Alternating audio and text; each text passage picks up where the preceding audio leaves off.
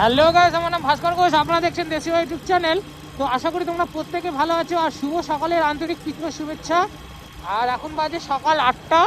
তো দেখতে পাচ্ছ কি পরিমাণে কুয়াশা হচ্ছে চারি সাইডে, আর ঠান্ডাটাও প্রচুর পরিমাণে বেড়ে গেছে আগের তুলনায়, কিচ্ছু করার নেই। আর দেখতে পাচ্ছ আমি বাইক নিয়ে বেরিয়ে পড়েছি।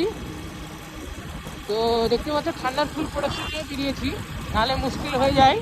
আর ঠান্ডা এই সময় না লাগানোই ভালো, না হলে সর্দি কাশি লেগে যাবে। এমনি নর্মালি সর্দি তো প্রায় প্রত্যেকেরই এই সময়টা লাগে। তো বাড়িতে থাকো, প্রয়োজন ছাড়া বেরোনোর কোনো দরকার নেই। আর বেরোলে ঠান্ডার প্রোটেকশন নিয়ে বেরিও। আর সকলে ভালো থাকো, সুস্থ থাকো, এটাই আমি ঈশ্বরের কাছে প্রার্থনা করব।